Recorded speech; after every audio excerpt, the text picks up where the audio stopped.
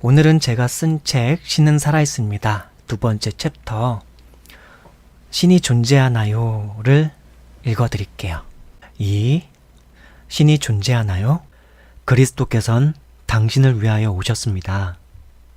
그분께선 당신을 구원하러 오셨습니다. 이것이 바로 2000여 년 전 천사들이 목자들에게 그리고 오늘의 우리에게 전하고 있는 기쁜 소식, 복음이었습니다. 아마 이런 생각이 들 수도 있습니다. 그리스도께서 나를 구원하러 왔다고 했는데 그리스도가 무엇이길래?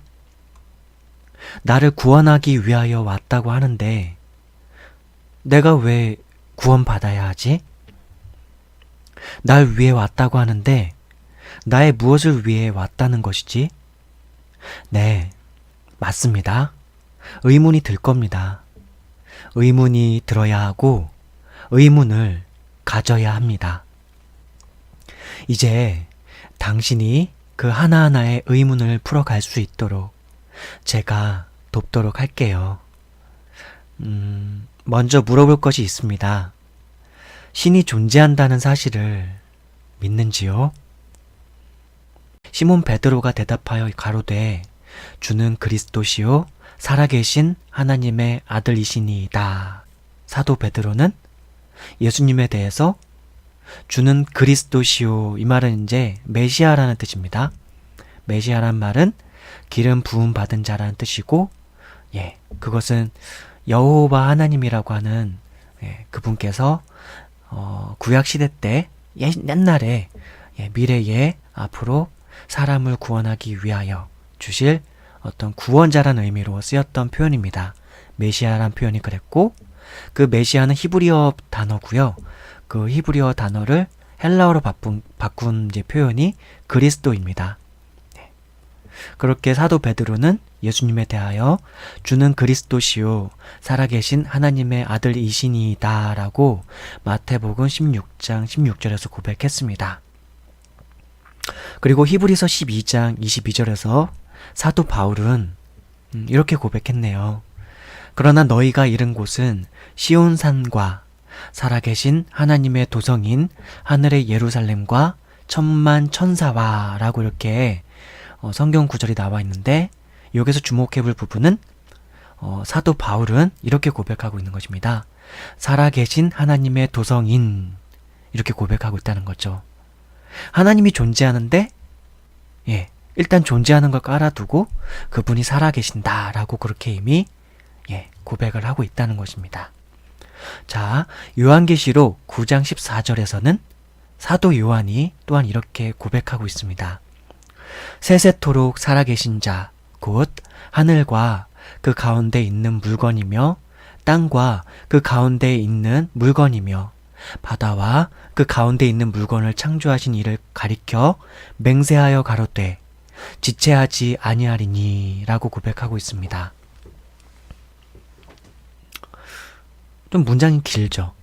근데 여기서 주목할 부분은 세세토록 살아계신 자, 곧 하늘과 그 가운데 있는 물건이며 땅과 그 가운데 있는 물건이며 바다와 그 가운데 있는 물건을 창조하신 이라고 그렇게 사도 요한이 표현하고 있다는 것입니다.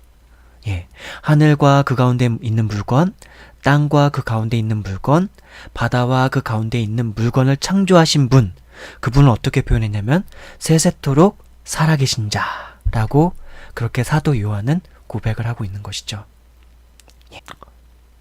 출애굽기 3장 14절에서는 또 이렇게 고백하고 있네요. 이 고백은 하나님, 그분 당신 스스로가 자신에 대해서 소개한 문장입니다. 소개한 표현이죠. 하나님이 모세에게 이르시되 나는 스스로 있는 자이니라. 또 이르시되 너는 이스라엘 자손에게 이같이 이르기를 스스로 있는 자가 나를 너희에게 보내셨다 하라. 출애굽기 3장 14절에 있는 표현입니다. 모세는 많이 들어보셔서 알지요.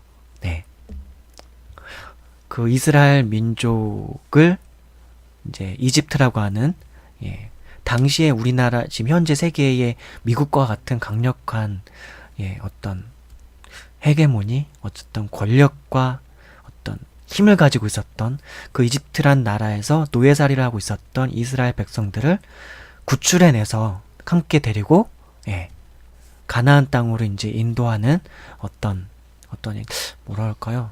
약간 독립운동가라고 표현해야 될까요? 사실 실상은 독립운동이랑은 전혀 다른 성격인데 어쨌든 대단한 지도자였죠. 이스라엘 민족에게 있어서. 네, 그런 모세에게 하나님께서 이렇게 말씀하셨던 것이죠. 나는 스스로 있는 자이니라. 스스로 있는 자이니라. 이 스스로 있는 자라는 표현은 이렇게 생각해 볼 수 있습니다. 먼저는 존재한다는 걸 전제하고 있고요. 먼저는 존재하고 있다라는 걸 전제하고 있고요. 존재하는 것들은 많이 있죠. 인간도 존재하고 동물도 존재하고 지구도 존재하고 우리가 보고 듣고 만지고 있는 모든 것들은 실상 존재하고 있습니다. 그걸 전제로 하고 하나님께서 당신은 존재한다는 걸 전제로서 모세에게 이렇게 말씀하신 거죠. 나는 스스로 있는 자이니라. 이 스스로 있다는 표현을 정말 좀 깊이 생각해 보시면 좋습니다. 그리고 스스로 존재한다는 이 표현을 깊이 생각하면 생각할수록 정말 놀랍고 경이로워집니다. 이 세상에 존재하는 어떤 것도 그 무엇도 스스로 존재하는 것은 없습니다. 한번 생각해 보십시오. 무엇이 스스로 존재하는지. 다만 진화론자라던가 물리학자들이 이 우주의 기원을 생각할 때 신을 믿지 않는, 신의 존재를 믿지 않는 과학자나 어떤 그런 분들은, 그리고 또 신앙이 없는, 신의 존재를 믿지 않는 그런 분들은 이 세계와 만물과 우주의 존재 자체가 기원이 스스로 그냥 생겨났을 거라고 생각하는 그런 분들도 있지만, 그렇지 않다고 생각했을 때는 스스로 생겨난다는 것 자체가 경이롭고 놀라운 일입니다.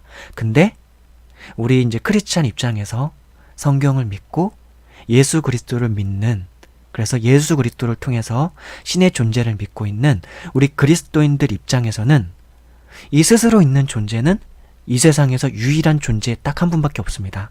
바로 그분이 하나님. 그래서 하나님이라는 표현 자체가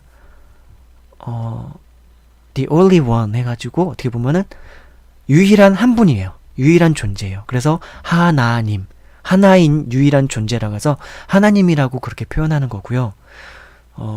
다만 이제 카톨릭교, 천주교 쪽에서는 이제 초월적인 존재를 강조해서 이 땅에서 사는 우리들과는 다른 초월적인 존재라고 해서 하늘님이라는 표현이 있습니다. 근데 어떤 시점부터는 하느님이라고 이제 그렇게 표현하고 있죠. 이제 하늘님 이제 그렇게 표현하던 것을 하느님이라고 이제 그렇게 표현하고 있죠. 그래서 하나님, 유일한 존재로서 그렇게 표현하고 있는데, 제가 성경을 이제 쭉 연구하고 이해하는 입장에서 보자면은, 이제 물론 하나님 본인께서 자신의 이제 칭호로서 알려주신 표현 있죠. 그게 바로 여호와인데요. 근데 그 여호와란 칭호 자체도 사실은 정확한 발음은 아닙니다. 왜냐면은 구약 성경에서 이제 히브리어가 표기가 되어 있는데 특별히 그 여호와라는 발음 앞에는 모음을 붙여놓지 않았어요. 구약 성경, 창세기로부터 신명기까지 이르는 그 다섯 권의 모세 율법을 토라라고 그러는데, 그 전통을 해석하고 있는 이스라엘 전통의 학자들은 전통적으로 알려져 있는 이름은 바로 야훼입니다. 야훼.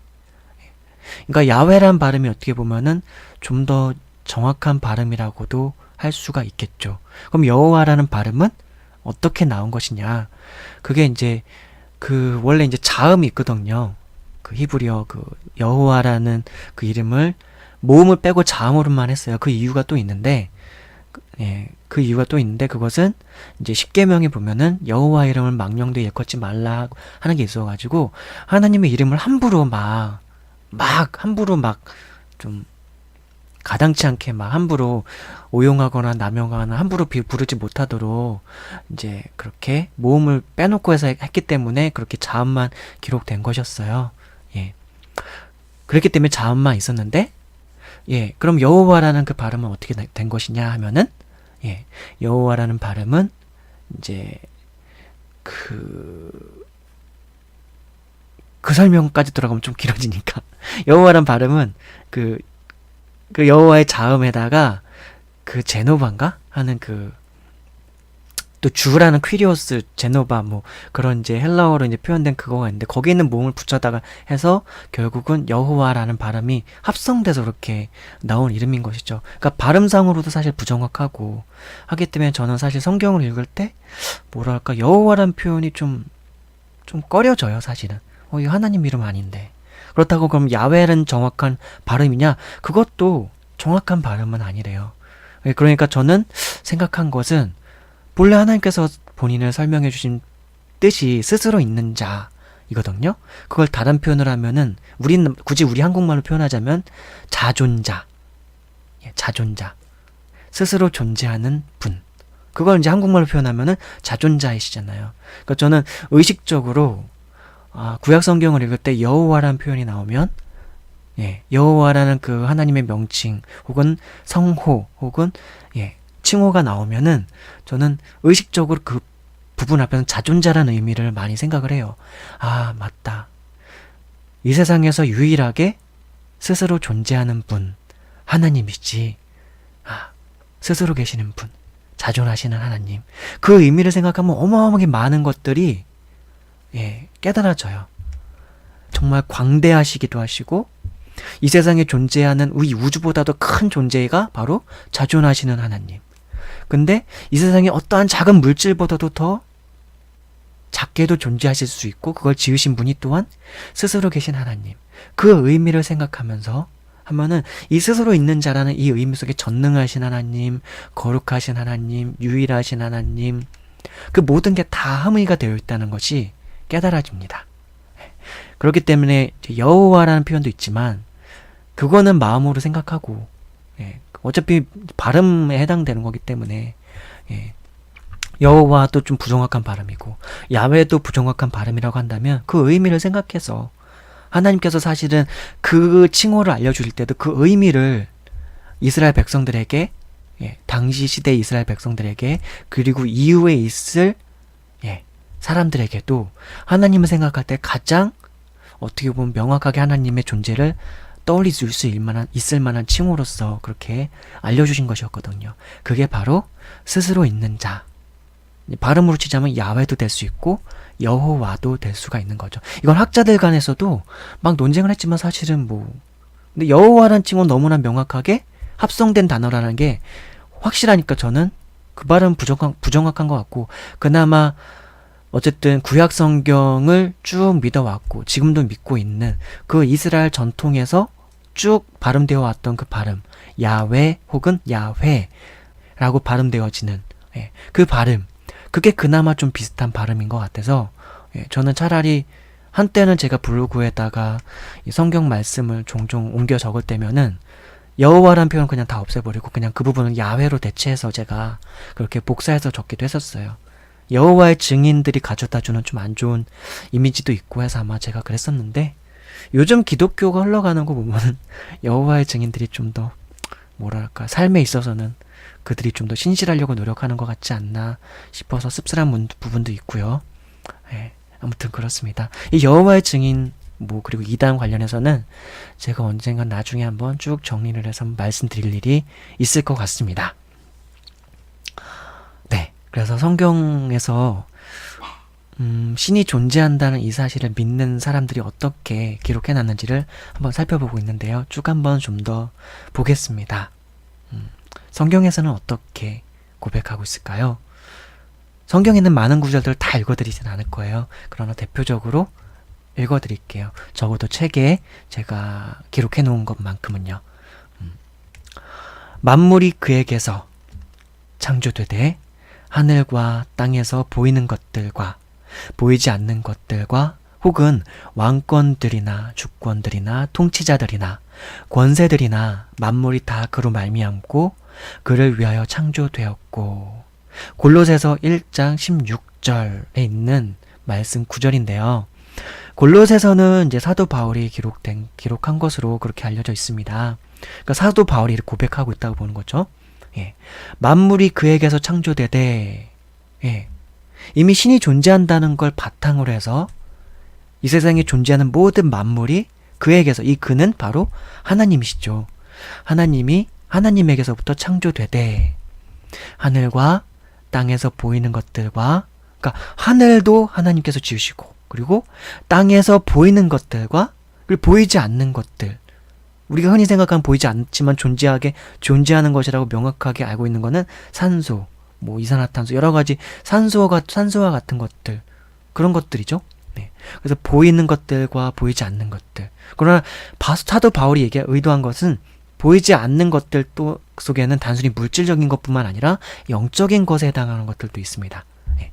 혹은 왕권들이나 주권들이나 통치자들이나 권세들이나 만물이 다 그로 말미암고 그를 위하여 창조되었고 라고 그렇게 고백하고 있는 것이죠. 사도 바울은 그렇게 고백했습니다. 신이 존재한다고, 하나님께서 존재하신다고.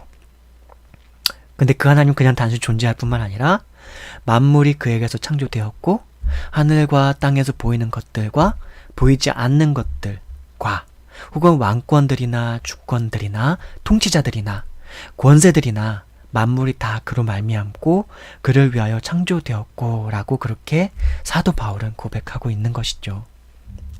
자, 그 다음에 또 다른 구절도 한번 볼까요? 로마서 1장 20절에서는 이렇게 또 고백하고 있습니다. 창세로부터 그의 보이지 아니하는 것들 곧 그의 영원하신 능력과 신성이 그가 만드신 만물에 분명히 보여 알려졌나니 그러므로 그들이 핑계하지 못할지니라 라고요.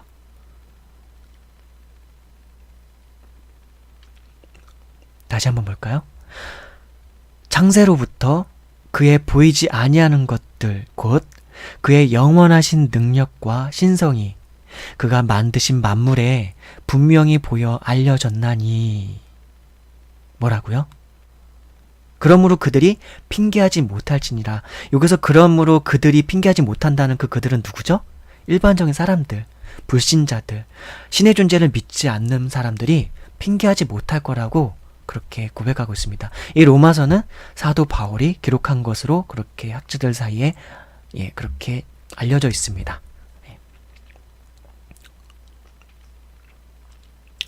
그래서 그의 영원하신 능력, 그는 누구죠? 그래서 하나님이시고요. 그래서 하나님의 영원하신 능력과 신성이 그가 만드신 만물에 분명히 보여 알려졌나니라고 이렇게 고백되어 있습니다. 어디에요? 그가 만드신 만물에, 이 창조된 이 세계에 분명히 알려져 있대요. 어떻게 해요? 근데 많은 사람들은 이 창조된 세계를 보면서도 신을 생각하지 못하죠. 창조주 하나님을 생각하지 못하죠. 그 이유는 있습니다. 그것은 앞으로 이제 제가 이 책을 낭독하고 읽어드리면서 더 알려드리도록 할게요. 네. 창조세계 만물을 가만히 들여다보고 묵상해보고 생각해보기만 해도 하나님의 영원하신 능력과 이 신성이 우리가 사는 이 우주와 지구와 이 만물 가운데 피조된 동물과 식물과 우리 인간들 안에서도 충분히 그 능력과 신성이 보여지고 나타내지고 알려져 있구나를 우리는 깨닫게 된답니다. 우리 그리스도인들은 사실은 그래요. 근데 사도 바울은 그렇게 고백하고 있다는 것이죠. 자, 한번 또 볼까요? 시편 139편 7절에서 8절에서는 이렇게 고백하고 있네요. 내가 주의 영을 떠나 어디로 가며 주의 앞에서 어디로 피하리이까? 내가 하늘에 올라갈지라도 거기 계시며 스올에 내 자리를 펼지라도 거기 계시니이다 라고요. 아마 제가 알고 있기로는 이 고백이 다윗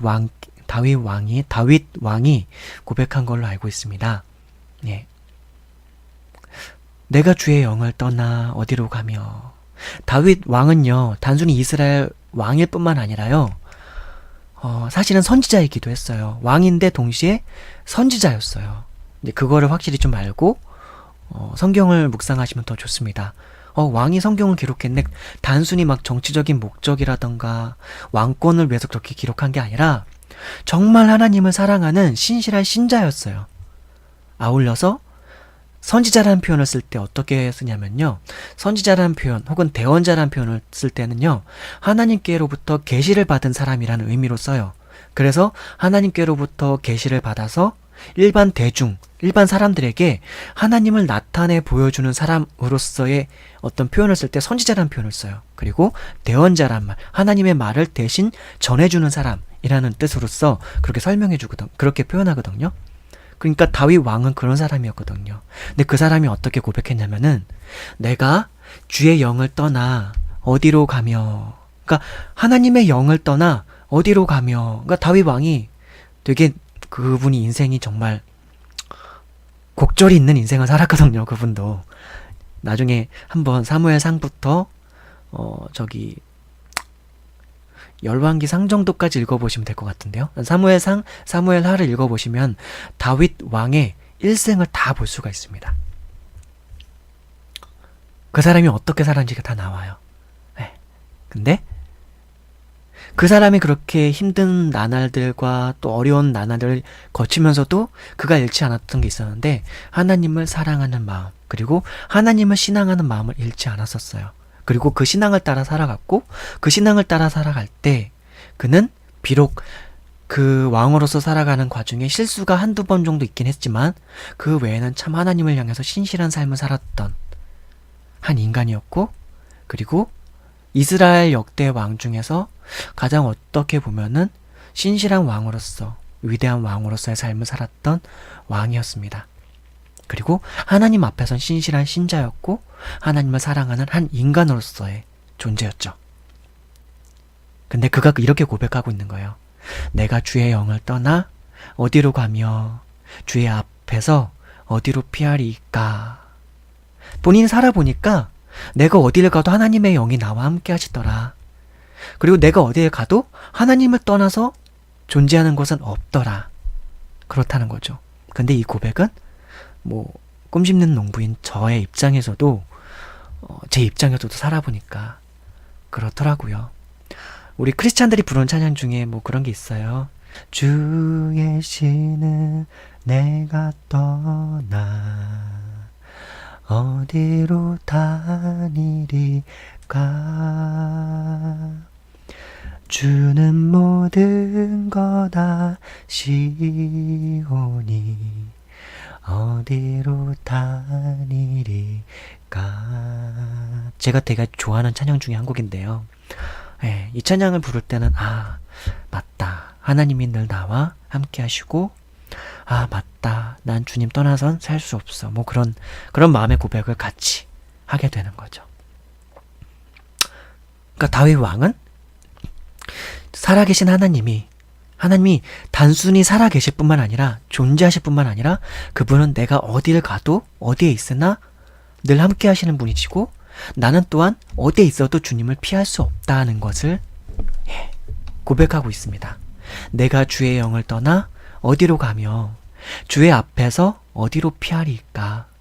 내가 하늘에 올라갈지라도 거기 계시며 스올에 내 자리를 펼지라도 거기 계시니이다 라고요.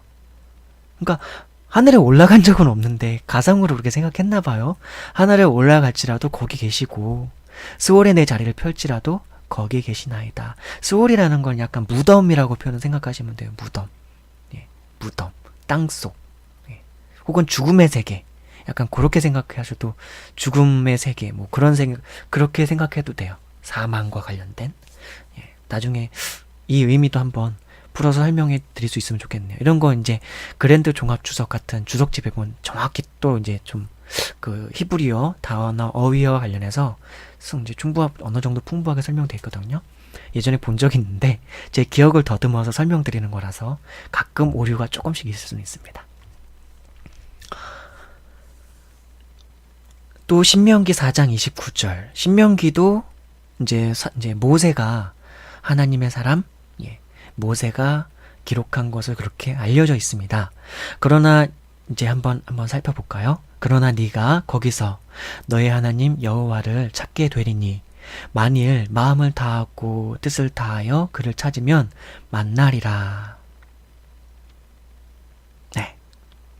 신명기 4장 29절에서는 이렇게 나와 있죠. 아마 이제 제가 지금 이 성경 구절들이 제가 쓴 이 책에 제가 이 챕터마다 이 챕터의 주제를 묵상할 때 도움이 될 만한 성경 구절들을 제가 일일이 다 찾아서 여기다가 첨부해 놓은 거예요. 저는 이 성경 구절을 왜 첨부해 놨냐면요.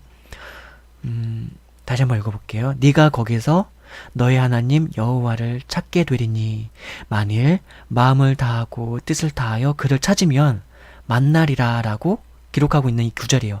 이 구절은 모세가 당시에 이제 이스라엘 백성들을 향해서 기록한 선언이기도 했고요. 연설이기도 했고 아울러서 기록이기도 했습니다. 후세대를 위해서 기록을 남겨둔 것이고 반면에 이것은 또한 선언이기도 했죠. 많은 회중을 향한. 근데 그 이스라엘 회중들을 향해서 이렇게 얘기하고 있는 거예요. 네가 거기서 너의 하나님 여호와를 찾게 되리니. 그 다음 구절이 중요한데요. 만일 마음을 다하고 뜻을 다하여 그를 찾으면 만나리라. 하나님을 찾으면 만나리라. 마음을 다하고 뜻을 다하여. 이제 제가 이 성경 구절 여기다가 첨부해 놓은 것은 신이 존재한다는 사실을 믿겨지지 혹시 않는 분들을 위해서. 그러나 믿기는 믿는데 뭔가 약간 긴가민가한 분들을 위해서 제가 이 성경 구절 여기다 첨부해 놨습니다.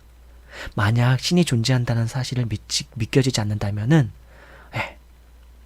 마음을 다해서 한번 하나님을, 뜻을 다해서 한번 하나님을 찾아보시라고. 하나님을 마음을 다하고 뜻을 다해서 찾아봤는데 안 찾아진다고요? 그건 불가능한 일입니다. 다만 눈으로 흔히 생각하는 인간의 어떤 편견을 가지고 하나님을 찾으려고 했기 때문에 안 찾아진 것뿐이죠. 근데 하나님을 진심을 다해서 찾고자 하는 사람에게, 신을 진정으로 찾고자 하는 사람에게 그 사람을 그냥 방치해둘 정도로 그렇게 하나님은 매정하지 않습니다. 왜요? 그분은 죄인을 위해서, 자신의 원수와도 같은 죄인을 위해서 자신의 생명까지 내어주신, 십자가 위에서 자신의 생명을 내어주시기까지 우리 죄인을 사랑하시는 하나님이시기 때문입니다. 그러므로 그분 앞에 나아오십시오. 신을 찾고 싶습니까? 신을 만나고 싶습니까? 그리고 신이 존재한다는 것을 믿겨지진 않는데 정말 온전히 알고 싶습니까? 그러면 그분을 마음과 뜻을 다해서 한번 찾아보십시오. 제가 그걸 알려드리겠습니다. 앞으로 차차 알려드리도록 할게요. 자, 다음 성경 구절을 제가 또 첨부해놨는데 한번 읽어볼까요? 전도서 3장 11절에 있는 구절이고요. 이 전도서의 성경 구절은 이제 솔로몬이라고 하는 이스라엘의 왕이 기록한 것으로 이렇게 알려져 있고 전해져 있습니다. 기록할 뿐만 아니라 사실은 이게 예배 시간 때 이스라엘 회중들에게 어떤 선포되는 내용이기도 했고 이스라엘 회중과 함께 다 같이 고백하는 내용이기도 했어요. 사실은. 그러니까 전도서도 그렇고 아가서도 그렇고 시편도 그렇고 약간 그런 개념으로 생각을 하시면 좋아요. 자, 하나님이 모든 것을 지으시되 때를 따라 아름답게 하셨고 또 사람들에게는 영원을 사모하는 마음을 주셨느니라. 그러나 하나님이 하시는 일에 시종을 사람으로 측량할 수 없게 하셨도다.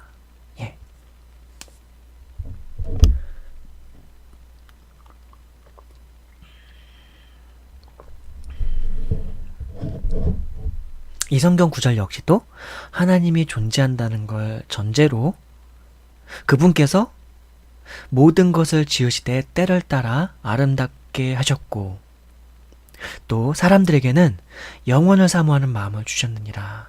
너무 놀랍지 않습니까? 우리 인간들은 태어나면은 그리고 살아가면은 마치 죽지 않을 것처럼 늘 생각하면서 살아갑니다. 영원히 살 것처럼 생각하며 살아가지요. 그렇죠?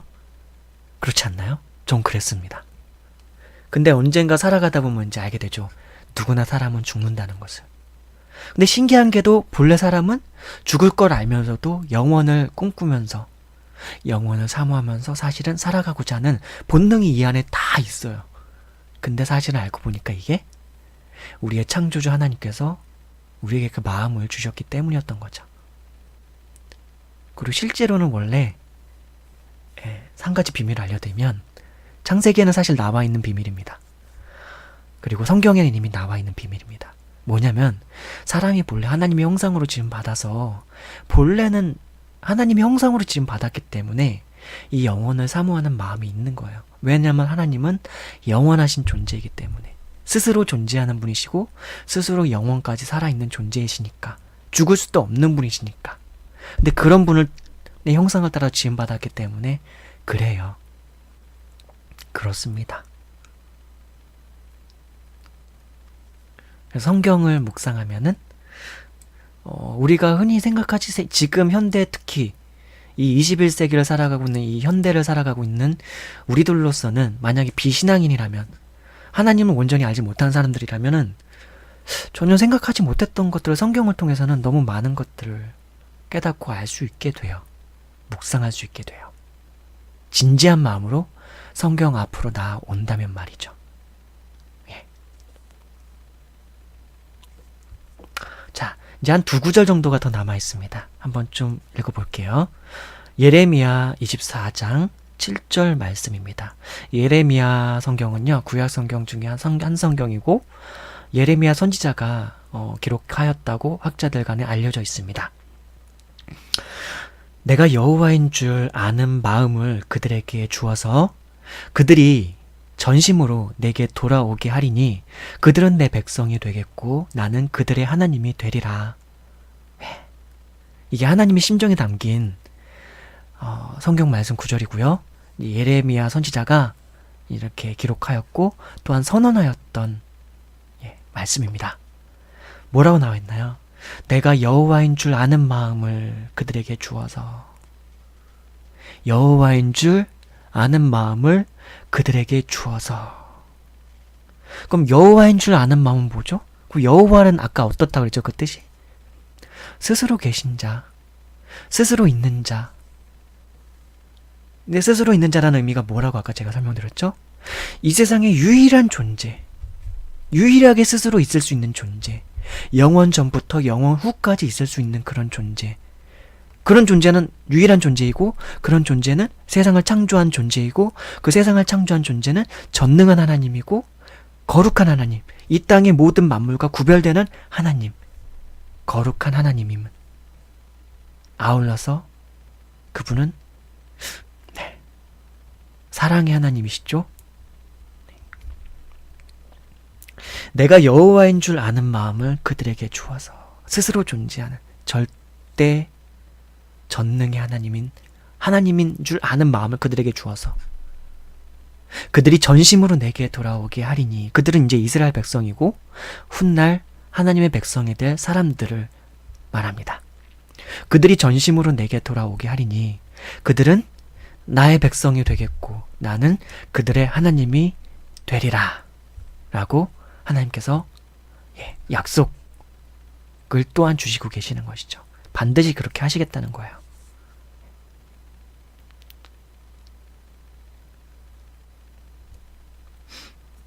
하나님을 떠난 백성들이 흔히 갖고 있는 것 중에 하나가 뭐죠?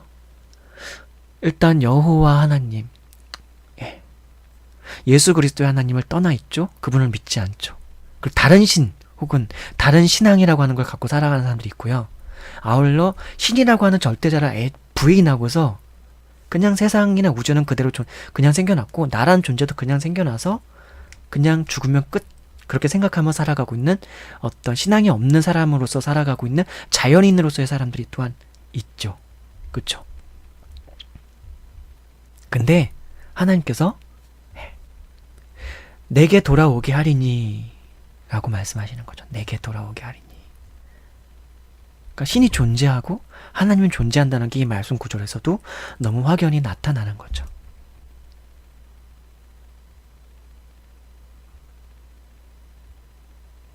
자, 그리고 이제 마지막으로 한 구절만 더 살펴보도록 하겠습니다. 예레미야 23장 23절에서 24절 말씀입니다.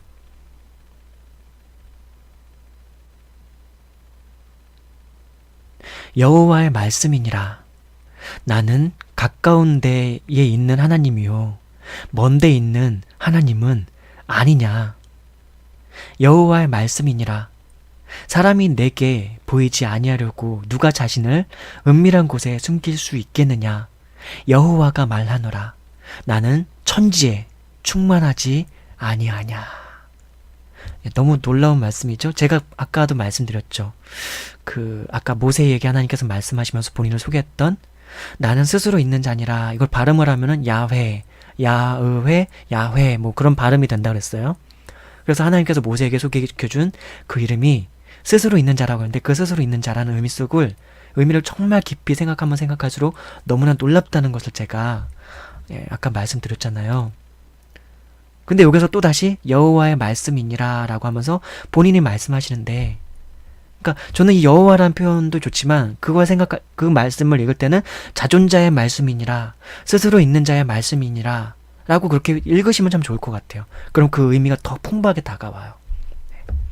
근데 그 스스로 있다는 그 의미를 정말 깊이 좀 많이 풍부하게 생각하셨으면 좋겠어요.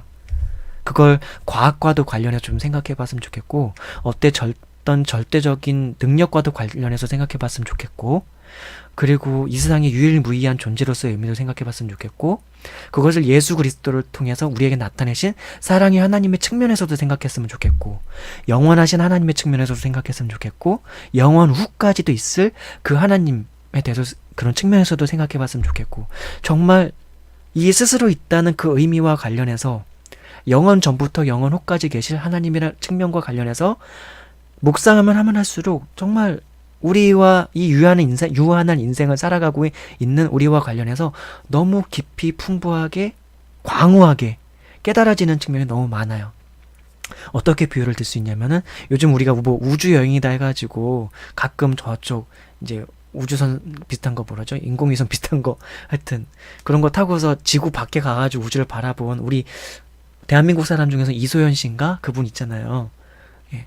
그분이 뭐 지구 밖에서 지구를 바라보니까 참 많은 것들을 생각하겠다. 뭐 그런 것들도 있는데, 그러니까 이 우주라는 것의 이 크고 광대함 앞에서 인간의 작고 미약함 혹은 작은 그런 것 앞에서 그럼에도 불구하고 이 우주 속에서 생명을 가지고 살아간다는 의미, 뭐 그런 것 앞에서 인간이 참 많은 것들을 깨닫게 되고 생각하게 된다는 거잖아요. 근데 이 스스로 계신 하나님이라는 것을 그냥 묵상만 해도, 예수 그리스도와 성령을 의지하면서 묵상만 해도, 뭐 우주 밖으로 굳이 그러니까 지구 밖으로 나가지 않아도, 우주의 세계를 탐험하지 않아도 그냥 인간의 마음 자체가 우주만큼 사실은 커가지고 묵상하고 깨달으면 깨달을수록 정말 너무 큰 의미들이 나에게 우주와 같이 다가온다는 거, 그렇다는 거 말씀드리고 싶습니다. 다시 한번 읽어볼게요.